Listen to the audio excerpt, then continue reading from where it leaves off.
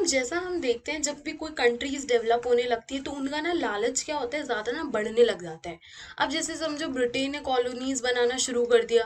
पहले इंडिया में बनाया, ठीक है, फिर अफ्रीका में बनाया, ठीक है। अब ये क्या चाहती थी, ये और कंट्रीज में भी फैलना चाहती थी। अफ्रीका में फैल गई, इंडिया में, ठीक है। और अब ये दूसरी कंट्री में भी जाना चाहती थी। क्या करना चाहती थी, कब्जा करना चाहती थी। तो अब जैसे कुछ पावरफुल नेशन हो गए, यूरोप हो गया, ठीक है, यूरोप, ब्रिटेन और फ्रांस हो गया, ठीक है। ये सब आपस में मिलकर इन लोगों ने वॉर लड़ी थी। किससे, किससे लड़ी थी इन्होंने, लड़ी थी जर्मनी, ऑस्ट्रेलिया, ठीक है। ये जो कुछ कंट्रीज है हमारी, हंगरी हो गया, ऑटोमन एम्पायर में जो टर्की था, तो इन इन लोगों के बीच में क्या हुई, वर्ल्ड वॉर 1 शुरू हुई। अब इसका कारण भी क्या था, क्योंकि एक कॉलोनी बनाना चाहते थे, एक दूसरे के ऊपर कब्जा करना चाहते थे, लालच का कारण बन गया था। अच्छा, अब हुआ ये था, ये जो वर्ल्ड वॉर था ना, ये अपने आप में एक खास बात थी। सबसे मतलब जिसमें हम जिसके बारे में बात करते हैं, किसी भी चीज के बारे में बात करते हैं, तो वर्ल्ड वॉर 1 का हम रेफरेंस ले लेते हैं। ऐसा क्यों, क्योंकि इसमें ना हमारी सारी कंट्रीज, मतलब पूरा पूरा वर्ल्ड लड़ रहा था, ऐसा समझ लो। क्योंकि देखो, ब्रिटिश के अंडर क्या था, हमारा इंडिया था, ठीक है। तो ये इसकी कॉलोनी थी, तो ब्रिटिश में भी जो ब्रिटिश के लोग जो लड़ रहे थे, तो इंडिया से भी क्या हो गया था, जो फाइटर्स वगैरह थे वो क्या गए थे वो लोग भी लड़ने। ब्रिटिशर्स ने लोगों को बुलाया था कि हाँ, आप लोगों को वर्ल्ड वॉर 1 लड़नी है, तो इंडिया से भी लोग गए थे। तो बेसिकली भले ही इन कंट्रीज के बीच में हुई थी, बट इम्पैक्ट क्या था, ऑल ओवर वर्ल्ड फैला था। क्यों, क्योंकि इन लोगों ने अपनी कॉलोनीज बनाई थी अलग अलग कंट्रीज में। और एक और खास बात ये थी, वर्ल्ड वॉर 1 ट्रेडिशनल वॉर से डिफरेंट क्या था। अब ट्रेडिशनल वॉर में क्या होता था, लोग हाथ में तलवार लेते थे और 2-3 दिन का चलता था। ये वर्ल्ड वॉर 1 चला 1914 से लेके 1918 तक, ठीक है। वरना यूजुअली क्या होता था, जो लड़ाई वगैरह कुछ दिन में, महीनों में खत्म हो जाती थी। एंड वो लोग कैसे लड़ते थे, घोड़े पे बैठ के तलवार वगैरह से लड़ते थे। लेकिन वर्ल्ड वॉर 1 में क्या हुआ था, तब तक ना इंडस्ट्रीज भी क्या हो गई थी, रेवोल्यूशनलाइज्ड हो गई थी, ठीक है, ग्लोबल हो गई थी, ठीक है। और इंडस्ट्री में मैन्युफैक्चरिंग वगैरह स्टार्ट हो गई थी, सब रिवॉल्यूशनराइज हो गया था। तो लोगों ने ना क्या किया, ये जो वॉर के जो जो वॉर के हथियार वगैरह नहीं होते, तोप बनाना, गन बनाना, तो ये बनाना शुरू कर दिया था, जिससे ना बहुत ज्यादा लोगों की जान गई। इन अलग अलग कंट्रीज ने ऐसे ऐसे हथियार बनाए जिससे ना जल्दी लोग मर जाएं, और जल्द मतलब मास डिस्ट्रक्शन हो जाए कुछ उस टाइप से। तो क्या हुआ, इसलिए काफी ज्यादा 9 बिलियन लोग, मतलब 90 लाख लोग क्या गए, मारे गए। 2 लाख लोग घायल हो गए। तो मतलब इतना इतना वास्ट स्केल डिस्ट्रक्शन था इस पूरे वर्ल्ड वॉर का। अब अगर हम बात करें तो इसके इम्पैक्ट क्या क्या थे, इम्पैक्ट भी कुछ होते हैं, लड़ाई होती है तो इम्पैक्ट तो कुछ ना कुछ होंगे। तो क्या हुआ था, जो डिक्लाइन हो गए थे, जो एबल बॉडीड वर्कफोर्स थी, मतलब जो अच्छे खासे लोग थे, हट्टे खट्टे लोग थे, उनको इन लोगों ने जंग में भेज दिया। जंग में भेजने से क्या हुआ, उनकी हालत कमजोर हो गई। वापस वो मतलब एक अच्छे इंसान तो क्या, अच्छी बॉडी नहीं रही उनकी, तो मर मर गए लोग काफी सारे। क्या हुआ, हाउस होल्ड इनकम भी डिक्लाइन हो गई। कैसे, घरों की जो इनकम है, जो जितनी भी पूंजी वगैरह थी, क्योंकि सारा का सारा पैसा तो इन्होंने किस में लगा दिया था, वॉर में लगा दिया था। अब वॉर में अगर ये लोग हार रहे हैं, तो कहीं ना कहीं से तो पैसे उठाएंगे, कहाँ से उठाएंगे, अपनी कॉलोनीज इन्होंने जहाँ बनाई है वहां से पैसा खींचेंगे। तो यही पूरा सिस्टम चल रहा था। इंडस्ट्रीज भी वॉर के प्रोडक्ट्स क्या कर गई थी, वॉर रिलेटेड प्रोडक्ट्स बनाने लग गई थी। वुमेन लोगों ने, अब जब इनके मर्द लोग जो काम करने जा रहे थे, वुमेन्स भी कुछ ना कुछ करती, उन्हें तो पैसा कमाना था, तो उन्होंने भी काम करना शुरू कर दिया, ठीक है। अब इकोनॉमिक पॉलिसीज, जितनी भी अर्थव्यवस्था है, वो क्या हो गई, सब कुछ डिस्टर्ब हो गया। और इसी बीच में हमारा जो है ना, वो यूएस राइज होता है, ठीक है। यूएस राइज कैसे होता है, क्या होता है, उसके बारे में हम थोड़ा आगे पढ़ेंगे। लेकिन इन सब के बीच में यूएस राइज होने लगते हैं, क्यों, क्योंकि ब्रिटेन क्या करते हैं, उधार ले लेता है अमेरिका से वॉर लड़ने के लिए। उधार वगैरह चलते रहते हैं ना, कि हाँ पैसा दे दो, हम वापस रिटर्न कर देंगे। तो वैसे ही अमेरिका से उधार भी ले लिया था। अब हम थोड़ी रीडिंग करते हैं। औद्योगिक औद्योगिक हथियारों के उपयोग से बड़े पैमाने पर मृत्यु और विनाश हुआ। 9 लाख से ज्यादा लोग मारे गए और 20 लाख लोग घायल हुए। यहाँ पे 9 लाख नहीं, यहाँ पे 90 लाख होगा, और यहाँ पे 2 लाख होगा, ठीक है, लोग घायल हुए। प्रथम विश्व युद्ध के दौरान ब्रिटिश सेना द्वारा भारतीय सैनिकों का सूचीबद्ध किया गया। ये देखो, ब्रिटिशर्स, ये जो हमारे इंडिया के सेनापति हैं, इन लोगों को क्या रेडी कर रहे हैं, प्रिपेयर कर रहे हैं, ठीक है। इस तरह से तोप वो बनाई गई थी फैक्ट्रीज वगैरह में। मित्र राष्ट्र और केंद्रीय शक्तियों के बीच लड़ा गया। मित्र मतलब एक्सेस अलाइज, और हमारी क्या थी, सेंट्रल पावर, ठीक है, सेंट्रल पावर। अब ये जो है, इसमें आपको पता होना चाहिए अलाइज में कौन कौन से थे। यहाँ पे लिख रहे हो, हमारे ब्रिटेन था, ठीक है, हमारा फ्रांस था, रशिया था, तो ये सारी कंट्रीज हमारी इधर थी, और यूएसए ने भी ज्वाइन कर लिया था लेटर, बाद में आ गया था यूएस। इधर हमारी सेंट्रल में थी Germany, Australia, Austria sorry, Hungary, Ottoman Turkey. तो ये सारी कंट्री थी, आप लिख लेना। इसे प्रथम आधुनिक औद्योगिक युद्ध भी कहा जाता है। अब आपसे पूछ लेंगे कि क्यों कहा जाता है प्रथम आधुनिक औद्योगिक युद्ध, क्योंकि एक तो पूरा वर्ल्ड लड़ रहा था, दूसरा इसमें इंडस्ट्रीज भी जो वॉर बनाने, जो वॉर के हथियार वगैरह बनाती, इसमें भी आ गई थी, वरना पहले ऐसा कुछ नहीं होता था। राजा अपनी सेना के साथ तलवार लेके लड़ता था, तो इंडस्ट्री वगैरह बाकी के लोग सिर्फ दूर रहते थे, तो इसमें इंडस्ट्रीज वगैरह भी शामिल हो गई थी। युद्ध के समय के सामान का उत्पादन करने के लिए उद्योगों का पुनर्गठन किया गया। ठीक है, वही जो सामान वगैरह बनाते हैं युद्ध के लिए, उनको इकट्ठा किया गया। ब्रिटेन और अमेरिका, ब्रिटेन को अमेरिका से क्या लेना पड़ा, भारी कर्ज लेना पड़ा, ये मैंने आपको बताया ना। फिर युद्धोत्तर सुधार, ब्रिटेन ने भारतीय बाजार में पहले की अपनी वर्चस्वशाली स्थिति खो दी थी, और अब उसे जापान के साथ मुकाबला करना पड़ा। जब युद्ध का आर्थिक उछाल का माहौल शांत हुआ, तब उत्पादन गिरने लगा और बेरोजगारी बढ़ने लगी। एक एक पॉइंट को डिस्कस करूंगी मैं। कृषि आधारित अर्थव्यवस्था संकट में थी और किसान कर्जे में थे। अब हो क्या रहा था, सबसे पहले हम देखेंगे कि ब्रिटेन ने भारतीय बाजार में पहले ही अपना वर्चस्व कैसे खो दिया था। अब हो क्या रहा था, ये जो ब्रिटेन है वो क्या था, ये ब्रिटेन तो वॉर लड़ने में बिजी हो गया था, फाइट करने में। ठीक है, तो तब ये जो इंडिया था इसके अंडर इन्होंने ना अपने आप को डेवलप करने की कोशिश की, इन्होंने इंडस्ट्रीज बनाने की कोशिश की। जब ब्रिटेन वहां लड़ रहा था तो इन्होंने सोचा मौके का फायदा उठा लेते हैं। वहीं इंडिया के साथ एक और कंट्री थी जापान, तो ये भी ग्रो करने लग गई, ये भी साथ साथ में और अच्छा प्रोड्यूस करने लग गई, ट्रेड करने लग गई, और एक तरह से ग्रो करने लग गई। तो मैंने जापान के बारे में इसलिए बताया क्योंकि अब जापान जो है वो ब्रिटेन को टक्कर देगी वर्ल्ड वॉर 2 में, जिसके बारे में हम बाद में देखेंगे, लेकिन साथ साथ में ये भी ग्रो करने लग गई। तो इसलिए जब इंडस्ट्री ग्रो करी और ब्रिटेन को पता चला कि अब जब वो वापस जाएंगे तो अब डेवलप हो चुकी है हमारी इंडस्ट्रीज, टक्कर नहीं दे सकती ब्रिटिश वगैरह, तो ये इनको डर भी आ गया था। दूसरा कारण ये था कि जो ये ब्रिटिशर्स वगैरह थे, इन्होंने यूएस से काफी ज्यादा डेप लिया हुआ था। अब ये लोग पावर किसकी दिखाते थे, अपने पैसों की पावर दिखाते थे, हमारे पास बहुत सारा पैसा है, हम ये कर सकते हैं वो कर सकते हैं। लेकिन जब ये कर्ज में चले गए तब तो इनकी पावर भी शेयर होने लग गई यूएस से। तब इंडियन को भी पता चला कि अब ये कुछ नहीं कर सकते, इनके पास पैसा भी नहीं, तो क्या होगा, इंडिया धीरे धीरे पावरफुल होते जा रहा था। तो ये पहला पॉइंट था। दूसरा, जब युद्ध का आर्थिक उछाल का माहौल शांत हुआ, तब उत्पादन गिरने लगा और बेरोजगारी बढ़ने लगी। अब हो क्या रहा था, वॉर के टाइम पे ना, जैसे वॉर के टाइम पे इकोनॉमी बूम कर रही थी। अब आप सोचोगे कि अच्छा, जब वॉर का टाइम है, लोग मर रहे हैं, तो इकोनॉमी बूम कैसे कर रही है। मैं बताती हूँ क्या हो रहा था। जब ये लोग लड़ने, जो लोग लड़ने वगैरह जाते थे, तो उनको उनके बूट्स बनाना, कपड़े बनाना और हथियार वगैरह बनाना, उनका खाने पीने का, तो इन सब चीजों की ना जो डिमांड थी वो बढ़ने लगे। इन सब चीजों का क्या है, प्रोडक्शन इंक्रीज होने लगे वॉर के टाइम पे। लेकिन जब वॉर खत्म हुई तब इन सब चीजों को कौन खरीदेगा, तो इन सब चीजों की क्या होने लगी, डिमांड गिरने लगी। ठीक है, कोई अब खरीदता ही नहीं था, डिमांड क्या हो गई, एकदम बंद होने लग गई, जिसकी वजह से एम्प्लॉयमेंट भी खत्म हो गई, कोई काम करने वाले नहीं था, प्रोडक्शन भी बंद हो गई वॉर के बाद। तो एक तो ये, इसकी वजह से बेरोजगारी भी बढ़ने लग गई थी। अब कृषि आधारित अर्थव्यवस्था संकट में थी और किसान कर्जे में। अब ये कहना चाहता है ये वॉर की वजह से ना एग्रीकल्चर पे, एग्रीकल्चरल इकोनॉमी पे ना बहुत इफेक्ट पड़ा। अच्छा, कैसे पड़ा, क्योंकि देखो यूरोपियन जो कंट्री थी वो ना वीट प्रोडक्शन बहुत ज्यादा करती थी वॉर से पहले। ठीक है, लेकिन अब क्या हो गया, अब वो वॉर में बिजी हो गए, सारे के सारे लोगों को तो उन्होंने वॉर में भेज दिया। अब वीट कौन उगाएगा, प्रोडक्शन कौन करेगा, जिसकी वजह से उनका प्रोडक्शन क्या हो गया, गिरने लग गया।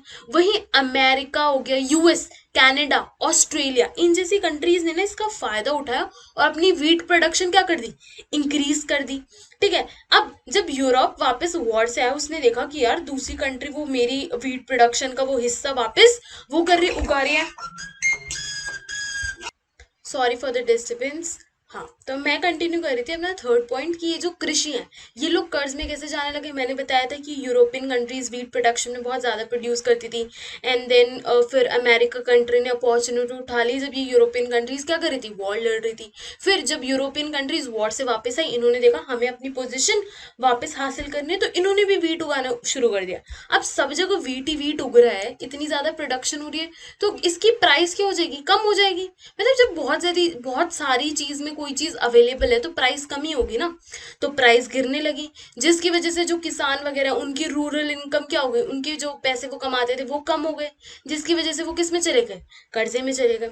तो ये जो तीनों पॉइंट है, ये जो इकोनॉमी के बाद ये जो रिकवरी वगैरह हुई है, ये मैंने आपको जस्टिफाई कर दी। अच्छा, अब 1920 में क्या हो रहा था? अब यूएसए ने भी हमारे वॉर में पार्टिसिपेट करा था, लेकिन यूएसए ना रिकवर कर गया, उसको वॉर के वजह से नुकसान हुए थे, लेकिन वो क्या फाइनली रिकवर करने लग गया, उसको इतना ज्यादा सेटबैक नहीं लगा वॉर की वजह से। क्यों?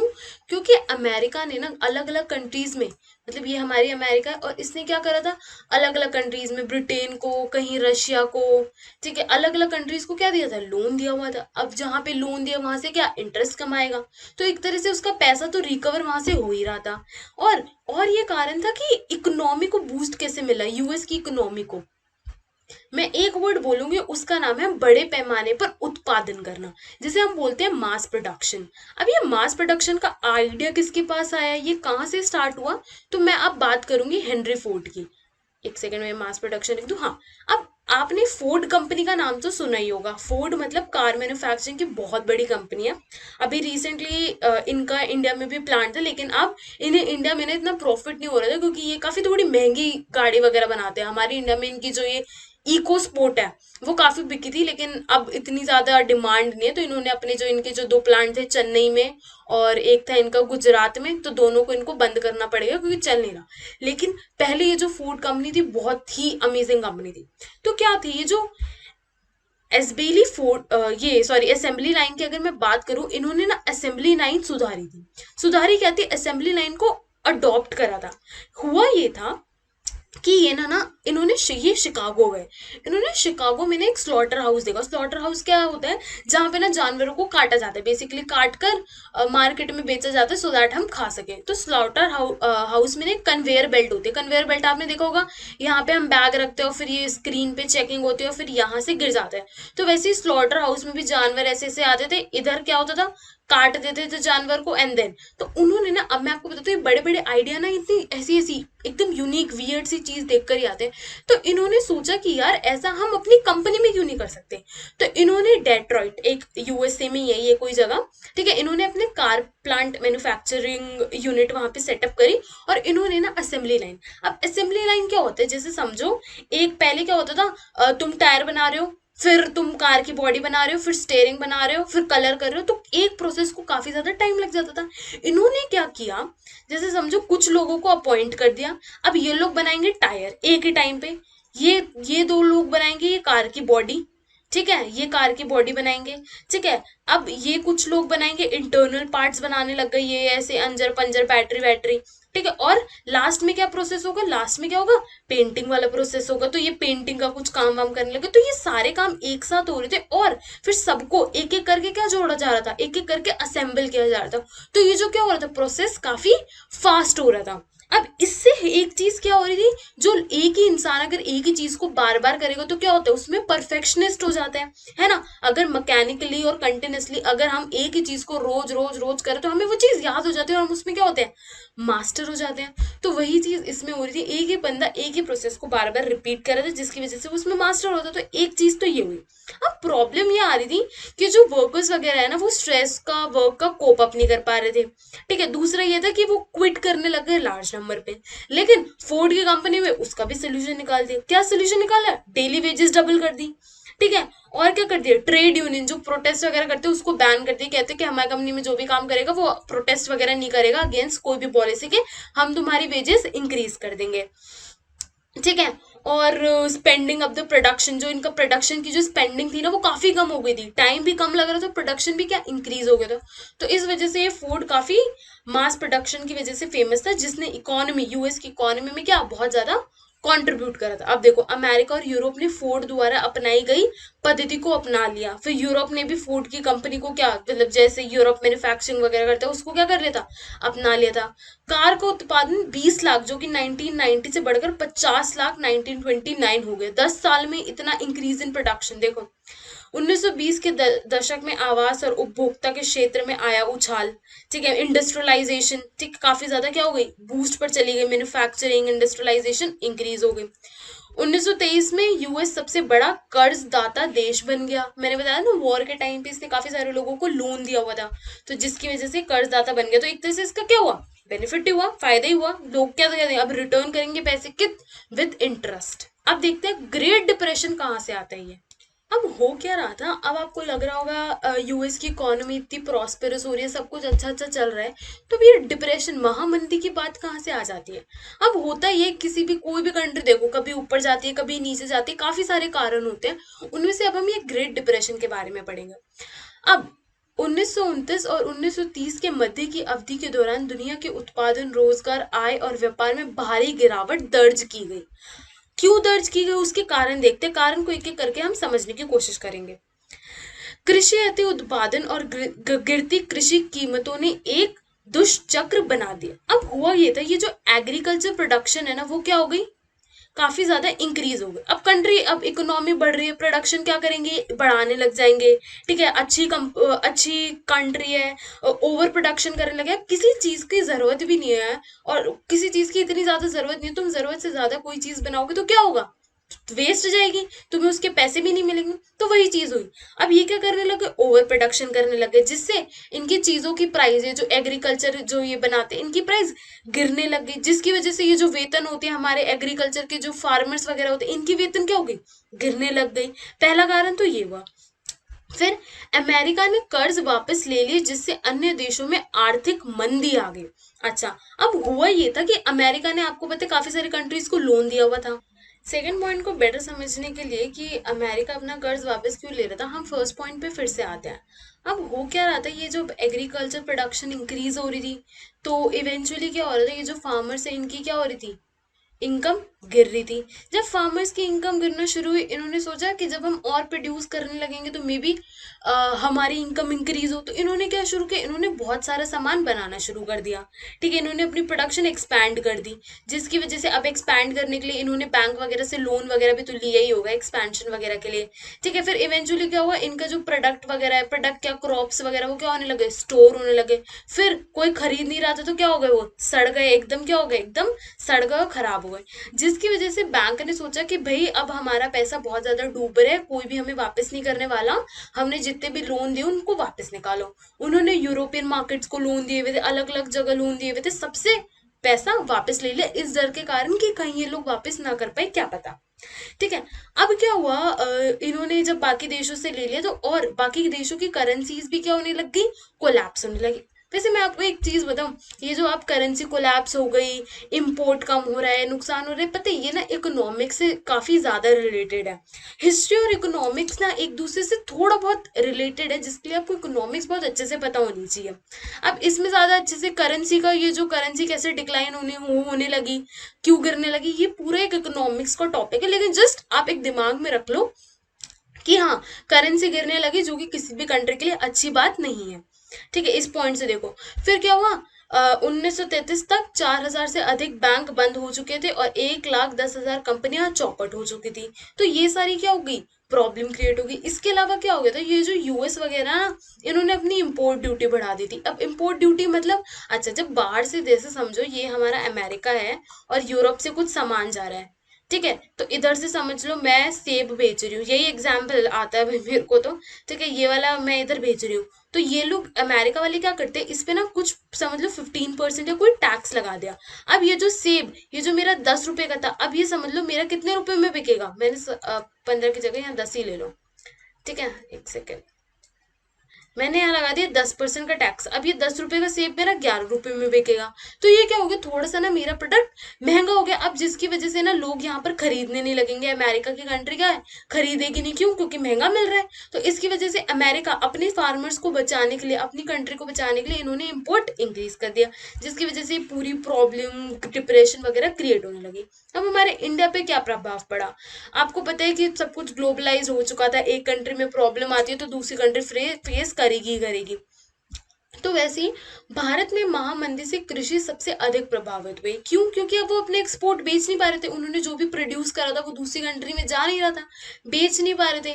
ठीक है, वही सेम प्रॉब्लम, प्रोडक्शन ज्यादा हो गई थी, सामान सड़ने लग गया था, प्राइसेस एकदम गिर गई थी, फार्मर्स के पास इनकम कम हो गई थी, तो एक जगह से ये सब पूरी जगह फैल गया था। ठीक है, क्योंकि निर्यात और कीमतें गिर गई थी और ऋणग्रस्तता बढ़ गई थी। ठीक है, मैंने आपको बताया ये प्राइसेस वगैरह गिर गई थी, प्रोडक्शन भी चौपट हो गया था और ये सामान सड़ने भी लगे था। किसानों और आम आदमी के बीच अशांति ने 1931 में गांधी जी के सवर्ण अवज्ञा आंदोलन का मार्ग प्रदर्शन किया। तो प्रोटेस्ट के लिए निकल पड़े, कोई ना कोई सोल्यूशन निकालना था, तो इंडिया वाले तो हर सोल्यूशन के लिए प्रोटेस्ट करने लग जाते हैं। तो इसके बारे में मैं थोड़ा और अच्छे से बताती हूँ। अब ये जो हमारे भारत में महामंदी आई थी, ग्रेट डिप्रेशन का जो इफेक्ट पड़ा था हमारे भारत तक भी पड़ा था। क्यों? तब अब तो आपको समझ में आ जाना चाहिए कि हमारा वो पूरा ग्लोबल इकोनॉमी इंटीग्रेटेड है। अमेरिका और यूरोप में प्रॉब्लम हुई थी लेकिन इंडिया तक फैल गई थी। क्यों? क्योंकि सारी कंट्रीज क्या थी, आपस में इंटरकनेक्टेड थी, जुड़ी हुई थी। ठीक है, तो क्या होता है, इसको भी अगर मैं आपको दो पार्ट में बताऊं कि अर्बन एरिया में क्या हुआ था, रूरल एरिया में कैसे। अब देखो, जो रूरल एरिया है वहाँ के फार्मर को बहुत ज्यादा फेस करना पड़ा था, क्योंकि हम सबसे ज्यादा एक्सपोर्टर किसके हैं, एग्रीकल्चर, उसके एग्रीकल्चर गुड बाहर बेचते हैं। एंड हम बाहर से क्या मंगवाते हैं, मैन्युफैक्चर्ड बने बनाए चीजें। ठीक है, ये सब चल रहा था और ये जो फार्मर वगैरह ये अपना बेच नहीं पा रहे थे, जिसकी वजह से ये वीट की प्राइसेस इनको एकदम कम करनी पड़ गई थी। प्रोडक्शन ज्यादा था, ये मैंने अभी आपको थोड़ी देर पहले बताया।